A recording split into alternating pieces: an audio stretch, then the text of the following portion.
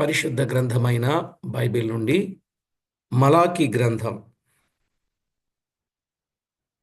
3వ అధ్యాయం 17-18 వచనాలు. 17-18 వచనాలు. నేను నియమింపబో దినము రాగా వారు నావారై నా స్వకీయ సాంపాద్యమై ఉందురు. తండ్రి తన్ను సేవించు కుమారుని కనికరించునట్టు నేను వారిని కనికరింతునని సైన్యములకు అధిపతియగు యెహోవా సెలవిచ్చుచున్నాడు. అప్పుడు నీతిగలవారెవరో, దుర్మార్గులెవరో, దేవుని సేవించేవారు ఎవరో, ఆయనను సేవించని వారెవరో మీరు తిరిగి కనుగొందురు. చదవబడిన ఈ లేఖన భాగము కొరకై ప్రార్థన చేసి వాక్యాన్ని ధ్యానం చేద్దాం. పరిశుద్ధుడవైన మా తండ్రి, పరమందు ఆసీనుడవైన మా దేవ, నిత్యము స్తుతించబడుచు, కీర్తించబడుచు, కొనియాడబడుచు, ఆరాధించబడుచున్న మా ప్రభువా, మీకు స్తుతులు, స్తోత్రములు, వందనములు చెల్లిస్తున్నాం. మాకు చాలిన మా దేవుడవు నీవు, మమ్మను ప్రేమించు నాథుడవు నీవు. అందును బట్టి మీకు స్తోత్రము చెల్లిస్తున్నాం. మా ప్రియ ప్రభువా, విడువని దేవుడుగా, ఎడబాయిని దేవుడుగా మమ్మను మీరు ప్రేమించి మీ కృపతో జ్ఞాపకము చేసుకొని నేటి వరకు సజీవులుగా మీ సన్నిధాన వర్తనులుగా చేసుకున్నారు. మీ పిల్లలంగా మీ వాక్యములో నుండి కొన్ని సంగతులు ధ్యానము చేయనైంటుండగా మీరు మాతో మాట్లాడి మహిమ పొందుతారని వేడుకుంటూ మా ప్రభు అయిన యేసు క్రీస్తు అమూల్యమైన నామమున స్తోత్రము చెల్లించి ప్రార్థించి వినయులమై వేడుచున్నాము తండ్రి. ఆమేన్. ప్రభునందు ప్రియులారా, మనం పరిశుద్ధ గ్రంథమైన బైబిల్ నుండి మలాకి గ్రంథము నుండి చాలా చక్కని విషయాలు, అమూల్యమైన సంగతులు ధ్యానం చేస్తూ వస్తున్నాం. ఆ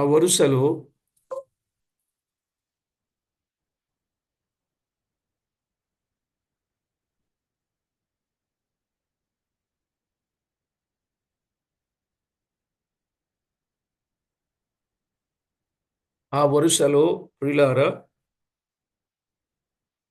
మనము 17-18 వచనాలు చదువుకోగలిగాం. నేను నియమింపబోవు దినమని దానికి పేరు అన్నాడు కదా. నేను నియమింపబోవు దినము రాగా అన్నాడు. ఆ దినమున కృపాశేషమునకు చెందిన వారు 3 దీవెనలు పొందుతారు. 3 దీవెనలు పొందుతారు. ఏంటా 3 దీవెనలు అనంటే, ఒకటి, ప్రత్యేకముగా వారు ప్రభువునకు చెందుతారు. ప్రత్యేకముగా వారు ప్రభువునకు చెందుతారు.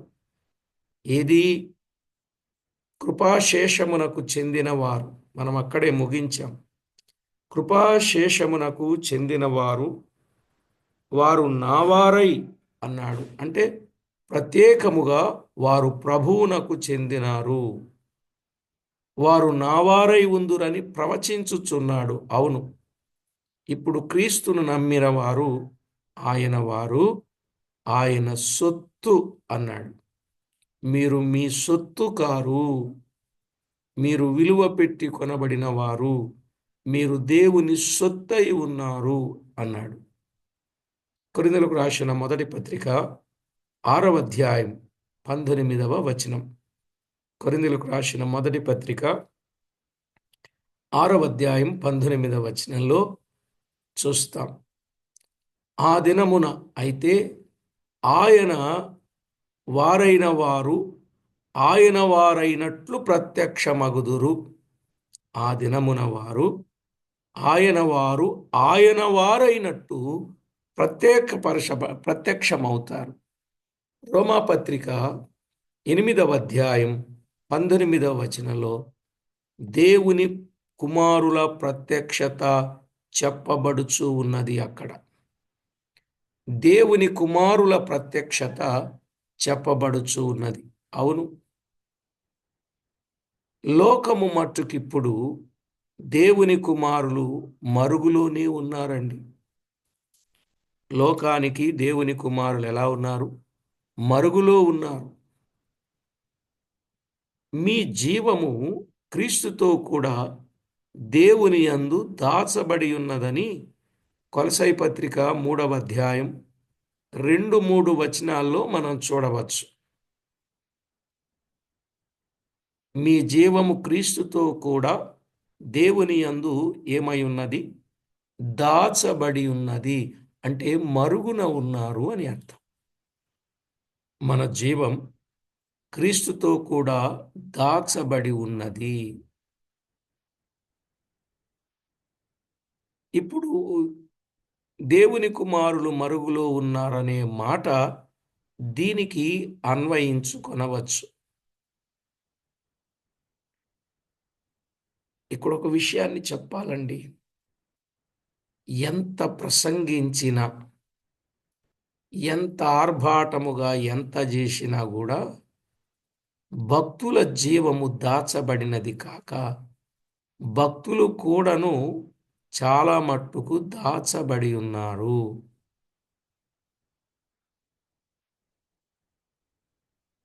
దాచబడి ఉండడమే క్షేమం. ఒకానొక దినాన ప్రత్యక్షపరచబడే ఒక రోజున్నది. కానీ ఇప్పటివరకు దాచబడి ఉండడమే మంచిది. అయితే గొప్ప రెండవ రాకడ దినము వచ్చినప్పుడు మలాకి గ్రంథం 3వ అధ్యాయం 17వ వచనం ప్రవచించినట్లు అందరి ఎదుట దేవుని కుమారులు నావారై ఉన్నారని ప్రభు బోధిస్తాడు. అది అప్పటి వరకు మరుగున ఉండాలి, దాచబడిన వారుగా ఉండాలి. ఆయన వచ్చి రేపు ప్రకటన చేస్తారు. ఆనాడు దాచబడిన వారు మహిమతో ప్రత్యక్షమవుతారు. అర్థమైందండి? దాచబడిన వారు రేపు ఆయనతో మహిమతో ప్రత్యక్షమవుతారు. ఇది గొప్ప సత్యం. దాచబడిన వారు ఆయనతో ప్రత్యక్షమవుతారన్నమాట. రేపు ఆ మహిమతో ప్రత్యక్షమవుతారు. అందుకే ప్రియులారా, ఎప్పుడు మనము కనబడాలని గాని, మనము ఘనపరచబడాలి గాని, మనము పొగిడించుకోవడం గాని, మనము ఆ ప్రజల్లో మెప్పులు కొరాలని, ఘనతలు కోరాలని మనం ఎప్పుడూ చూడకూడదు. ఒక మాట అన్నాడు చూసారా? అనేకులు మిమ్మును కొనియాడునప్పుడు మీకు శ్రమ అన్నాడు. అన్నాడండి. అంటే రేపు ఆయన ప్రత్యక్షతలో మనలను మహిమపరిచేదాకా మనము మరుగున ఉండకుండా మనమే కనబడాలని అనుకోవడం, దానివలన మనకు శ్రమ. అర్థమైందండి? రేపు ఆయన మనలను ఘనపరచేంత వరకు మనము మరుగుగానే ఉండాలి. అన్నిటికీ మనమే ప్రజల్లో కనబడాలన్నట్లుగా ప్రయత్నం ఎప్పుడు చేయకండి సుమా. మంచిది కాదు అట్లా. ఇక రెండవది 3వ అధ్యాయం 17వ వచనములోని నా స్వకీయ సాంపాద్యమై ఉందురు అన్నాడు. మూడవ మాట, ఆ దినమున కృపాశేషమునకు చెందిన వారు 3 దీవెనలు పొందుతారంటే, ఇక రెండవ దీవెన ఏమిటంటే నా స్వకీయ సాంపాద్యమై ఉందురు.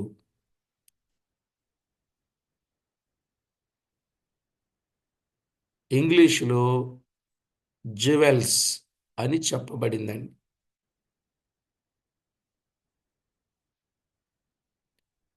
భక్తులు అనగా విశ్వాసులు. తగరము వంటి వారు కారు వారు. జ్యువెల్స్ అయి ఉన్నారు. జ్యువెల్స్ అంటే నగలు లేక ముత్యములు అని వాటి అసలు పేరు. ఎక్కడి నుండే వచ్చింది జ్యువెలరీ అనేది. జ్యువెలరీ అనేది ఎక్కడి నుంచి వచ్చింది? జ్యువెల్స్ నుండే వచ్చింది. రేపు మనం నగలు లేక ముత్యములు లేక స్వకీయ సాంపాద్యం. అందుకే దేవుని పిల్లల్ని ఎప్పుడు కూడా హీనముగా ఎంచరాదు.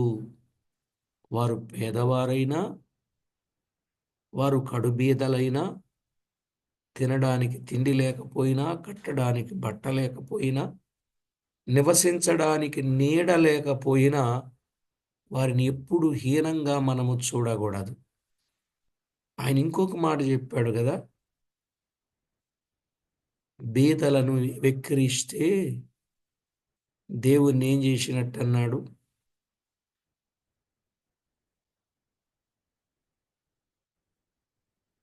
అవమానపరిచినట్లే. బీదలను కనికరించేవాడు యెహోవాకు అప్పిచ్చువాడు అన్నాడు. కాబట్టి దేవుని పిల్లలను హీనముగా ఎంచరాదు. మోషే దినములలో విమోచించబడి ఐగుప్తులో నుండి బయటకు వచ్చిన వారిలో నిర్గమాకాండం 19వ అధ్యాయం 5వ వచనం.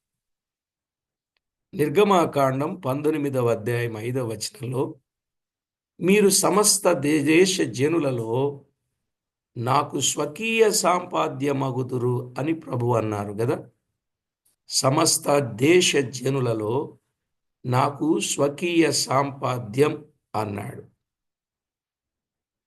అయితే త్వరలో ఆ జనులు దారి తప్పి ఇతరుల వలె ఉందామనుకొని రాజును నియమించుకొని ఆ ప్రత్యేకమైన ప్రేమ తావు విడిచారు. ప్రత్యేకమైనటువంటి స్థితిని వారు పోగొట్టుకున్నారు. అయినను మరి ఒకటి, వారిలో శ్రేష్టమైన వారు తావు విడువక ప్రభువును హత్తుకొని జ్యువెల్స్, నగలుగా, ఆభరణములుగా జీవించారు. కొందరే అలా ఉన్నారు. యూదులకు బదులిప్పుడు క్రీస్తు సంఘము గొప్ప పదవికి వచ్చి ఉన్నది. క్రీస్తు సంఘం గొప్ప పదవికి వచ్చింది. సంఘానికి చెందిన వారిప్పుడు ఆయన సొత్తైన ప్రజలై ఉన్నారు. సంఘములో చేర్చబడిన వారు ఆయన సొత్తైన ప్రజలుగా ఉన్నారు. పేతురు రాసిన మొదటి పత్రిక 2వ అధ్యాయం 9వ వచనం. ఆయన సొత్తైన ప్రజలు. దేవుడు మనకిచ్చిన ఈ గొప్ప పదవి, ఈ గొప్ప ఆధిక్యత భంగమైపోకుండా క్రీస్తు వారు జాగ్రత్తగానే నడుచుకొనవలెను. క్రీస్తు వారు జాగ్రత్తగానే నడుచుకోవాలి. అర్థమవుతుందండి? దేవుడు మనకిచ్చిన ఈ ఆధిక్యతను ఏ పొరపాటు చేసి పోగొట్టుకోకుండా మనలను మనము జాగ్రత్తగా కాపాడుకోవాలి. రైట్. ఒకటి, ప్రత్యేకముగా వారు ప్రభువుకు చెందిన వారు. 2, నా స్వకీయ సాంపాద్యం. అక్కడే 17వ వచనములో ఆ జనులు నాకు జ్యువెల్స్, నగలని చెప్పబడిన వారిని గురించి ఏమన్నాడంటే, తండ్రి తన్ను సేవించు కుమారుని, 17వ వచనం, తండ్రి తన్ను సేవించు కుమారుని కనికరించునట్టు నేను వారిని కనికరింతును అని ఆయన చెప్తా ఉన్నారు కదా. తండ్రి తన్ను సేవించు కుమారుని కనికరించునట్టు నేను వారిని కనికరిస్తా. ఇదెంత గొప్ప భాగ్యం. కుమారుల పదవి లభించింది, అవును. ఇప్పుడే నమ్మిన వారు దేవుని పిల్లలై ఉన్నారు. దేవునికి స్తోత్రం. ఆ మాటను బట్టి యోహాను రాసిన మొదటి పత్రిక 3వ అధ్యాయం 1 నుండి 3 వచనాలు మనము గమనిస్తాం. దేవుని నమ్మిన పిల్లలు వారికి గొప్ప ఆధిక్యత కలిగింది. అయితే రాబోవు దినములలో క్రీస్తుతో వారు కూడా మహిమలో ప్రత్యక్షమై కనికరము యొక్క పూర్ణ భాగానికి వస్తారు. ఇప్పుడే కనికరము పొందితిమి. పేతురు రాసిన మొదటి పత్రిక 2వ అధ్యాయం 10వ వచనం. పేతురు రాసిన మొదటి పత్రిక 2:10. ఈ వచనం నేర్పేది ఏంటంటే కనికరింపబడి రెండవసారి పుట్టితిమి. పేతురు రాసిన మొదటి పత్రిక 1:1 కూడా ఆ సంగతి మనకు నేర్పుతా ఉంది. ఆ కనికరం విశేష కనికరమని పేతురు నొక్కి చెబుతా ఉన్నాడు. తన విశేష కనికరము చొప్పున ఆయన మనలను మరలా జన్మింపజేశాను అనే మాట ఉంటుంది అక్కడ కదా.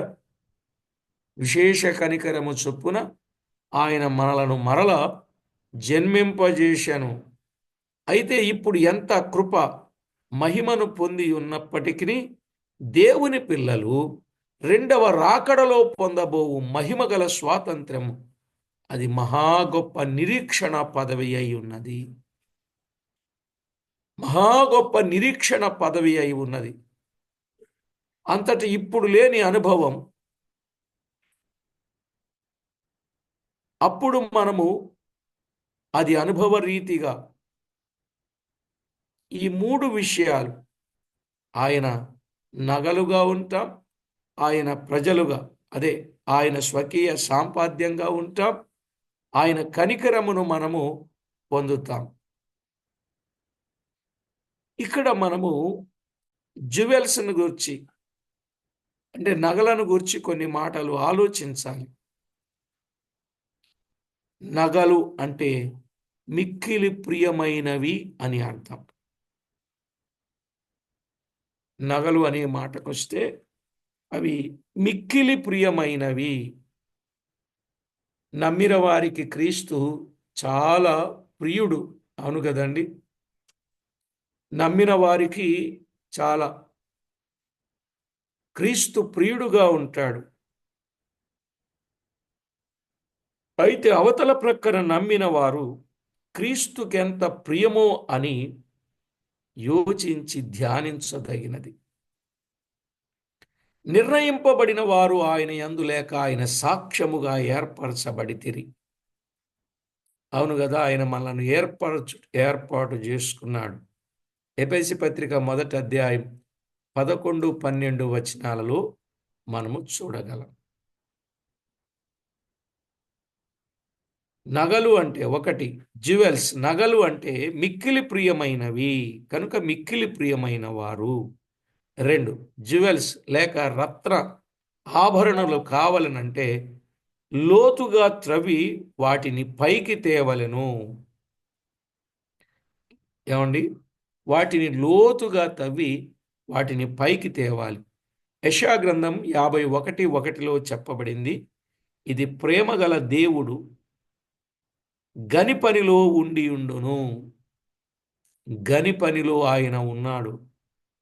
గని పని అంటే మనల్ని గోతిలో నుండి గుంటలో నుండి రాతిని పగులగొట్టి లోయలో నుండి గనిలో నుండి పైకి తెచ్చాడు. అవునా కాదా? ఆయన గని పనిలో ఉన్నాడు. మైనింగ్ ఆయనే చేసి కదా ఆ గని పనిలో నుండి మనలను గోతిలో నుండి గుంటలో నుండి రాతిని పగులగొట్టి లోయలో నుండి గనిలో నుండి పైకి తెచ్చాడు. అబ్రాము తొలిగా మెసపటోమియా గుంటలో ఉన్నాడు. అవునా? అపోస్తల కార్యాలు 7వ అధ్యాయం 2వ వచనం. అయితే అక్కడనున్నటువంటి ఆయనను తీసుకొచ్చాడు కదా. రత్నములు మణుల కొరకు త్రవ్వే ప్రేమగల దేవుడు అచ్చట నుండి అతని పైకి తెచ్చాడు. నిజమే ప్రియులారా, మనలను కూడా ఇండియాలో నుండి త్రవ్వాడు, ఆంధ్రాలో త్రవ్వాడు, ప్రపంచమంతటా త్రవ్వి వారిని వీరిని అదే రత్నాలను ఆభరణములను పైకి తెస్తూ ఉన్నాడు. మనల్నందరినీ తవ్వి పైకి తీసుకొచ్చాడంటారా? ఎక్కడెక్కడ ఉండేవాళ్ళమో, ఏ స్థితిలో ఉండేవారమో మనకు తెలుసు గనుక మన ప్రభు మనలను అక్కడ నుండి తప్పించి కనికరించినట్లుగా మనము చూడగలం.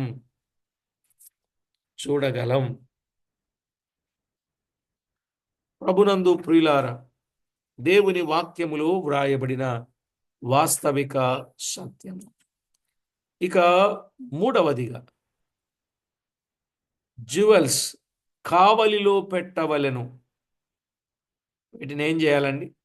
కావలిలో పెట్టాలి.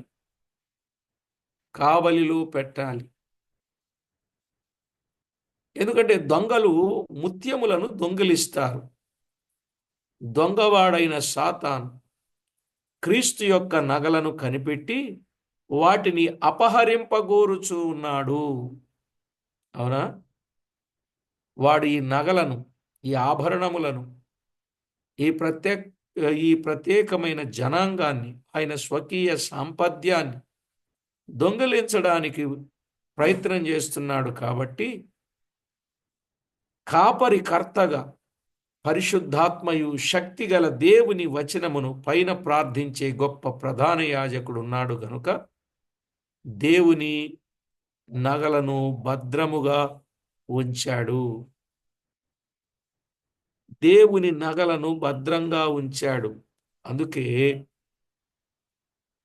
కృపావాక్యం భక్తులను కాపాడుతుంది అన్నాడు.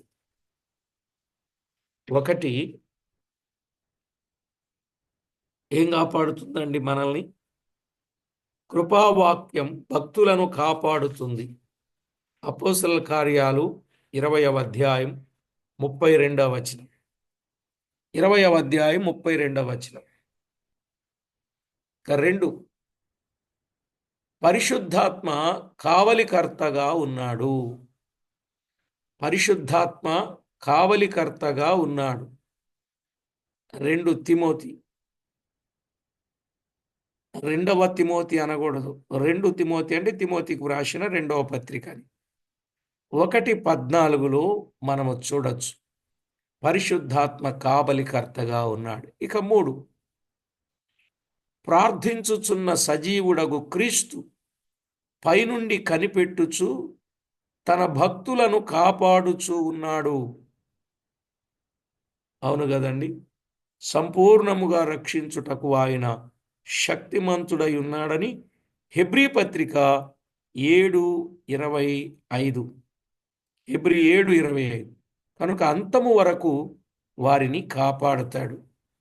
కాబట్టి ప్రభువునందు ప్రియులారా, ప్రభు పిల్లలమైన మనల్ని పరిశుద్ధాత్మ కావలికర్తగా ఉండి కాపాడుతాడు కదా. భక్తులను కనిపెట్టి అంతం వరకు కాపాడుతూ ఉంటాడు. 4వది, భక్తుడు కూడా తన మట్టుకు తాను భద్రముగా కాపాడుకొనాలి. అవునండి, ఆయన కాపాడుతాడు. అదే సమయంలో భక్తులమైన మనము కూడా మనలను మనము కాపాడుకోవాలి. భక్తుడు కూడా తన మట్టుకు తాను భద్రముగా కాపాడుకొనాలి.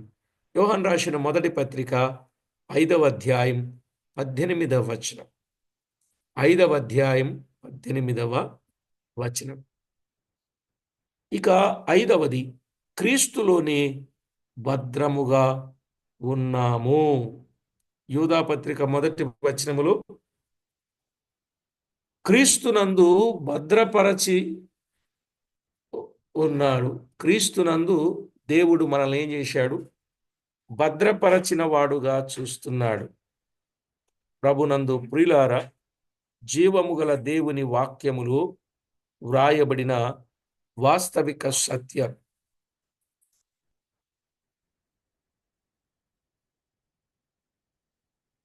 కాబట్టి ప్రభునందు ప్రియులారా, దేవునికి స్తోత్రం. ప్రార్థించాలి, ప్రేమించాలి, ప్రసంగించాలి, ఆనందించాలి. అర్థమైందండి? ఎదురు చూడాలి. క్రీస్తు ప్రభు రానయ్యున్నాడు. క్రీస్తు ప్రభు రానయ్యున్నాడు. జాగ్రత్తగా మన జీవితంలో క్రీస్తు మనలను భద్రంగా ఉంచాడు గనుక మనము ప్రభువుకు ప్రార్థించాలి, ప్రభువును ప్రేమించాలి, ఆయన కొరకు వాక్యం చెప్తా ఉండాలి, ఆయనలో ఆనందిస్తూ ఉండాలి, ఆయన కొరకు ఎదురు చూస్తూ ఉండాలి. ఎందుకంటే మన క్రీస్తు రానయ్యున్నాడు గనుక. ఇది 17వ వచనంలో వ్రాయబడిన సత్యం. ఒక వచనంలో ఇంత వాస్తవం వ్రాయబడి ఉన్నది. ఇకపోతే ప్రియులారా, 18వ వచనం. 18వ వచనానికి రండి. 18వ వచనం. ఇక్కడ నీతిమంతులు ఉన్నారు, దుష్టులు ఉన్నారు, వారి ఫలితములు. 18వ వచనం. నీతిమంతులు, దుష్టులు, వారి ఫలితములు. ఖచ్చితంగా నీతిని బట్టి ఫలితం ఉంటుంది, దుష్ట పనులను బట్టి ఫలితం ఉంటుంది. ఇక్కడ నీతిమంతులెవరో, దుర్మార్గులెవరో, దేవుని సేవించే వారెవరో, ఆయనని సేవించని వారెవరో మీరు తిరిగి కనుగొందురు అన్నాడు. మీరు తిరిగి కనుగొందురు అనే మాట మనము చూస్తాం. 14-15 వచనాలలో కూడా వారిని గురించిన సంగతి మనం ఎరుగుదాం. దేవుని సేవ చేయుట నిష్ఫలమనేది ప్రశ్నలను వేసిన వారిని గురించి మనము ఈ 18వ వచనాన్ని మనము చూడొచ్చు. అలాంటి ప్రశ్నలు వేయు వారి సందేహములు జరిగిపోయినట్లు దేవుడు క్రియ చేసి రుజువు చేస్తాడు. నీతి గల వారెవరనియు, దుర్మార్గులెవరనియు, సేవించిన వారెవరో దేవుడే చూపిస్తాడు. నిజం. సర్వలోకమునకు తీర్పు తీర్చువాడు న్యాయము చేస్తాడు. అవునా కదా? ఆదికాండం 18:25 వచనం ప్రకారంగా ఖచ్చితంగా దేవుడు తీర్పు తీరుస్తాడు. అప్పుడు నీతికి అవినీతికి, నిజ సేవకు అబద్ధ సేవకు గల భేదాలను కనుగొనే సమయం ఎప్పుడండి? ఒకానొక దినానుంది. నీతి కలిగిన సేవకు, అబద్ధ సేవకు, నీతికి అవినీతికి భేదములు కనబడే రోజు ఒకటి లేదనుకున్నారా? ఖచ్చితంగా ఉంది. ఖచ్చితంగా ఉంది. అప్పుడు ఎవరైతే తప్పు భావములతో సేవ చేశారో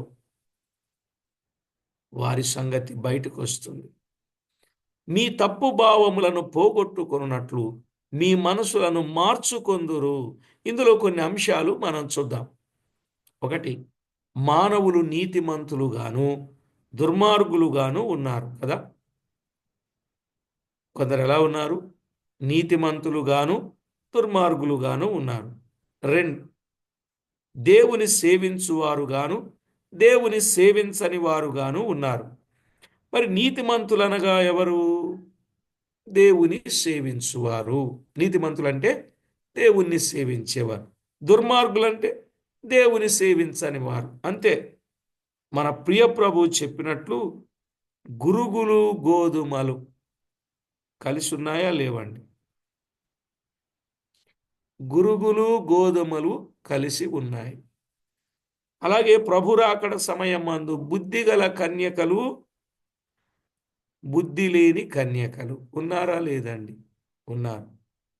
బుద్ధిగల కన్యకలు లోపల ప్రవేశిస్తారు, బుద్ధి లేని వారు బయట నిలిచి ఉంటారు. మత్తయి సువార్త 25:1 నుంచి మనము చదువుకోవచ్చు. అయితే ఇక్కడ నీతిమంతులెవరో దుర్మార్గులెవరో తేటబడే రోజు ఒకటి ఉంది. అప్పుడు వారు తేటపరచబడతారు. ఇది ఒకటి. ఇక రెండవ సంగతి, ఈ లోకములో నీతిమంతులెవరనియు దుర్మార్గులెవరనియు కనుగొనుట ఏమండి కష్టమైన పనా, తేలికైన పనా?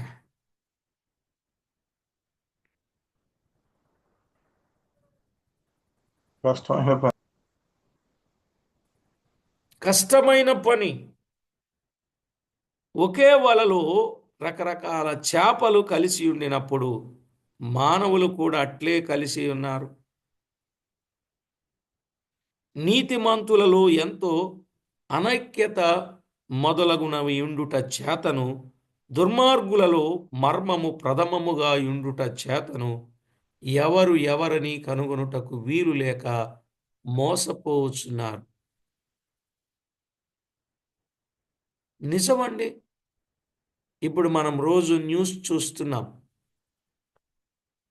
వాట్సాప్ కాళ్ళు వస్తున్నాయి.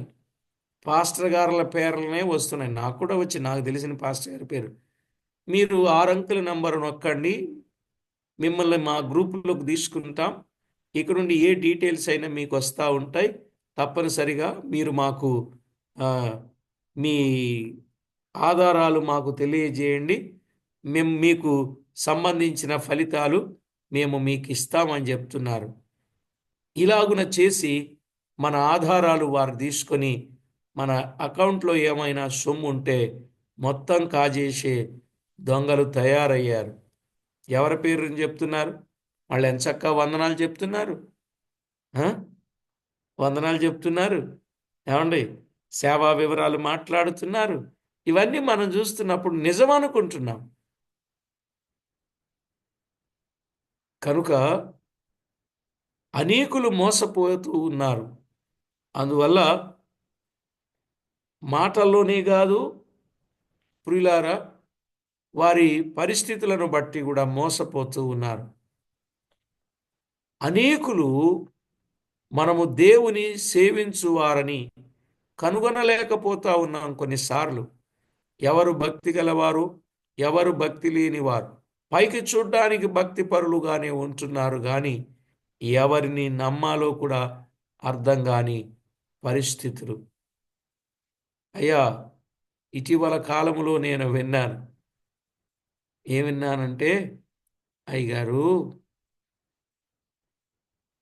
తెలిసిపోతారుగా దేవుని సేవకులు ఎవరో. అయ్యగారు మీరు దేవుని సేవకులు కదా అని చెప్పి మిమ్మల్ని, మీరు ఎక్కడికి వెళ్ళాలో చెప్పండి, మిమ్మల్ని అక్కడ దింపుతామని చెప్పి వాళ్ళ మీద ప్రేమ కొద్దీ కూల్ డ్రింకో లేకపోతే ఏదో ఇస్తే వీళ్ళు తాగితే ఆ కూల్ డ్రింక్లో మత్తు పదార్థం కలిపితే వారు సొమ్మసిల్లిపోతే వారిని వేరే చోటికి తీసుకుని వెళ్ళి వారి అవయవాలను దొంగిలించి వారిని వదిలేసే వాళ్ళు తయారయ్యారు. చాలా జరుగుతూ ఉన్నాయి. మొన్న కూడా నన్ను కూడా చేయబోయారు కానీ దేవుడు నన్ను కనికరించాడు. నేను ఏది ముట్టలేదు వాళ్ళతో. మొన్ననే అద్దంకికి వద్దామని ఆలోచన చేసి కొంత దూరం ఆటో ఎక్కి ఒక చోట నిలబడాల్సి వచ్చింది. నిలబడాల్సి వచ్చినప్పుడు ఒక అతను వచ్చాడు, అడుక్కున్నాడు, ఏదో ఇచ్చాను కొంత.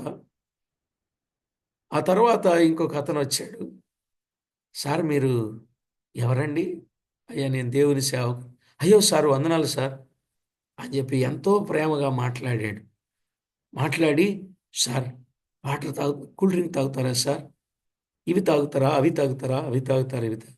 నాకు ఏ అలవాటు లేదయ్యా. కాఫీ తాగుతారా, టీ తాగుతారా, ఇవన్నీ చాలాసేపు మాట్లాడుతా ఉండి, నాకు అవి ఏం అలవాటు లేవు బాబు, నాకేం వద్దు నాయన అన్నాను. లేదు సార్, సేవకులంటే నాకు చాలా అభిమానం సార్, దేవుడు మమ్మల్ని దీవించాడు సార్, అది అని చెప్పాడండి. నిజంగా ఇవన్నీ చూస్తున్నప్పుడు చాలా ప్రేమగా మాట్లాడుతున్నాడు. అయితే కొంత ఆన్లో ఉన్నాడు, నాకు అర్థమైంది. అప్పటికే కొంచెం ఆన్లో ఉన్నాడు. మళ్ళీ వందనాలు చెప్తున్నాడు. ఎవరికో కదా, నాకే ఎదురైంది పరిస్థితి. వెనకాలేమో షాప్ ఉంది. నేనేమో బస్ స్టాప్లో ఉన్నాను అనమాట. అంటే అక్కడికి మన వాళ్ళు కారు తీసుకొస్తారు, అక్కడ కారులో పోవచ్చు కదని నేను అక్కడ ఆటో ఎక్కి వెళ్ళి అక్కడ నిలబడ్డాను అనమాట. అలాంటి అది కొవ్వూరులో జరిగింది. అలాంటి పరిస్థితిలో నిజంగా ఒకవేళ మనం కానీ ఇదైతే ఆ తర్వాత నేను అబ్జర్వ్ చేస్తున్నా, ఆ కుంటివాడు అడుక్కునేవాడు, అడుక్కునేవాని తండ్రి, అలాగునని ఇప్పుడు నాకు చక్కగా వందనాలు చెప్పిన వీళ్ళు ఈ డబ్బులన్నీ కలుపుగట్టుకొని ఆ పక్కకెళ్ళి మళ్ళా ఈ వైన్ బాటిల్ ఏదో కొనుక్కొని అలా చక్కగా వాళ్ళ ముగ్గురు కలిసి తాగుతున్నారండి.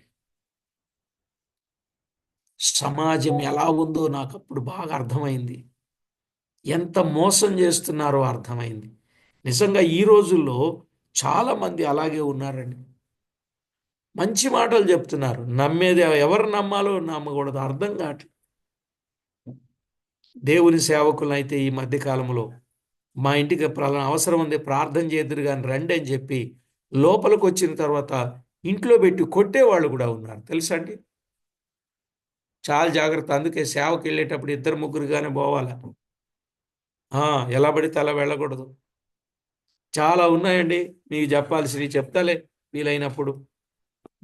కనుక అనేకులను మనము దేవుని సేవించువారని అనుకొనుచున్నాము, అయితే వారి హృదయములు దేవుని సన్నిధిని న్యాయముగా ఉండకపోవుటను బట్టి యథార్థత వారిలో లేని దానిని బట్టి దేవుని సేవకు ఏమాత్రము తగని వారని అంటారు. కాబట్టి మనము జాగ్రత్త కలిగిన వారంగా ఉండాలి.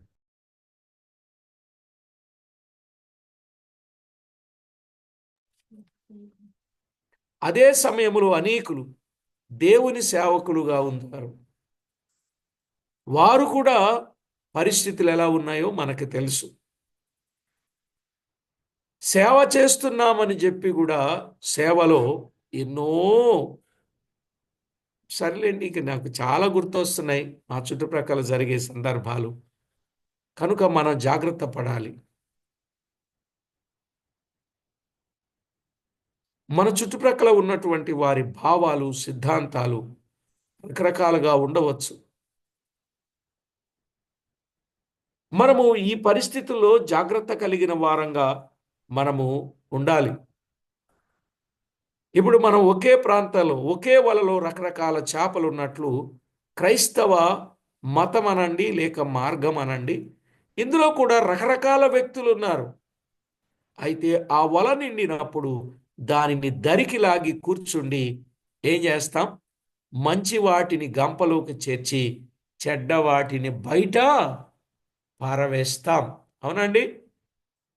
వల వేసినప్పుడు వలలో రకరకాలుగా అందులో చేపలు రావచ్చు, పాములు రావచ్చు, పీతలు రావచ్చు, నత్తలు రావచ్చు, నాసు రావచ్చు, పుల్ల ముక్కలు రావచ్చు కదా, జలగలు రావచ్చు, ఎన్నో రకాల నీటిలో ఉండి ఎన్నో రకాల ఇవి రావచ్చు. అయితే వచ్చినప్పుడు చేపలను మాత్రమే తీసుకొని ఈ చెత్తంతా బయట పారవేస్తాం. అలాగునని నీతిమంతులలో నుండి దేవుడు దుష్టులను వేరుపరిచి అగ్నిగుండములో పడవేస్తాడు. అప్పటి వరకు ఇవన్నీ కలిసే ఉంటాయి. మత్తయి సువార్త 13వ అధ్యాయం 47 నుండి 50 వచనాలు. మత్తయి సువార్త 13, 47 నుండి 50 వచనాలు. ఇక మూడవది, అయితే చివరి దిన సమయములో క్రీస్తు న్యాయ సన్నిధి నందు నీతిమంతులు దుర్మార్గులు సులువుగా కనబడతారు. నీతిమంతులు దుర్మార్గులు క్రీస్తు న్యాయ సన్నిధి అందు సులువుగా కనబడతారు. ప్రతి మనుషుని నిజస్థితి తేటబడతా ఉంది. అతని ముసుగు, అతని వేషం పూర్తిగా తీసివేయబడుతుంది. ముసుగు, వేషం పూర్తిగా తీసివేయబడుతుంది. గోధుమలలో నుండి గురుగులు వేరుపరచినట్లు నీతిమంతులలో నుండి దుష్టులను వేరుపరుస్తాడు. వారిని అగ్నిగంధకాలతో మండు గుండములో పడవేస్తాడు. నీతిమంతులు తమ తండ్రి రాజ్యములో సూర్యుని వలె తేజరిల్లుతారు. సూర్యుని వలె నీతిమంతులు తండ్రి రాజ్యములో తేజరిల్లుతారు. అదే చెప్పాడు మత్తయి సువార్త 33 నుండి 43 వచనాలు. మత్తయి సువార్త 33 నుండి 47 వచనాలు. ఆయన చేట ఆయన సన్నిధిలో ఉన్నది. ఆయన తన కళ్ళ మందు బాగుగా శుభ్రము చేసి గోధుమలను కొట్టులో పోసి ఆరని అగ్నితో పొట్టును కాల్చివేయును అని ఆయన వారితో చెప్పాడు. అవును కదండి. కాబట్టి ప్రభునందు ప్రియులారా, నీతిమంతులు దుష్టులు ఉన్నారు. వారు కలిసే బహుశా ఉంటారు. ఒకానొక దినం వేరు చేస్తాడు. నీతిమంతుల ఫలమేంటి? తండ్రి రాజ్యములో సూర్యుని వలె తేజరిల్లుతారు. దుష్టుల ఫలమేమిటి? వారు ఆరని అగ్ని గంధకాలతో మండు గుండములో వారు యుగయుగాలు కాలుతూ ఉంటారు. కాబట్టి ప్రభునందు ప్రియులారా, నీతిమంతుల గుంపులోనే మనం ఉండాలి. ఇదే ఈ 18వ వచనంలో చెప్పబడిన వాస్తవ సత్యం. నీతి గలవారెవరు? దుర్మార్గులెవరు? దేవుని సేవించేవారెవరు? ఆయనను సేవించని వారెవరు? తిరిగి కనుగొంటారు. ఇట్టి సంగతులను గూర్చిన విషయాలు మనం విన్నాం. కాబట్టి ప్రతి ఒక్కరూ ఎంతో జాగ్రత్తగా దేవునికి మహిమకరంగా జీవించవలయునని ప్రభు పక్షంగా ప్రేమతో మీకు మనవి చేస్తున్నాను. ప్రార్థన చేసుకుందాం. తలలు వంచి. పరిశుద్ధుడవైన మా తండ్రి, మీ ఘననామానికి స్తోత్రం. మా నాయన, మీరు తేటగా మాట్లాడిన సంగతులను బట్టి వందనాలు. మమ్మును మీరు ప్రేమించి ప్రత్యేకమైన జనాంగముగా, స్వకీయ సంపాద్యముగా, మీ నగగా మమ్మును మీరు చేసుకున్నందుకు స్తోత్రములు. నాయన, మీ అందు మేము దాచిపెట్టబడిన వారముగా ఉండే కృపనిచ్చారు. మా ప్రభువా, దుర్మార్గులలో నుండి మమ్మను పిలిచి సన్మార్గమందు నడిపిస్తున్నందుకు స్తోత్రము చెల్లిస్తున్నాం. మా ప్రభువా, మార్పు కలిగిన వారెవరో, మార్పు లేని వారెవరో ఒకానొక దినాన, మీరు నియమించిన దినాన వారు ప్రత్యేకింపబడతారు. మా ప్రభువా, ప్రత్యేకింపబడినప్పుడు తల ఎత్తుకుని మీకు మహిమకరంగా జీవించామని సాక్ష్యము పొందగలుగునట్లు మా అందరినీ మీరు సిద్ధపరచమని కృపతో జ్ఞాపకం చేసుకోమని కోరుచు మా ప్రభు అయిన యేసు క్రీస్తు అమూల్యమైన నామమున స్తోత్రము చెల్లించి ప్రార్థించి వినయులమై వేడుచూ ఉన్నాము తండ్రి. ఆమేన్. ప్రభునందు ప్రియులారా,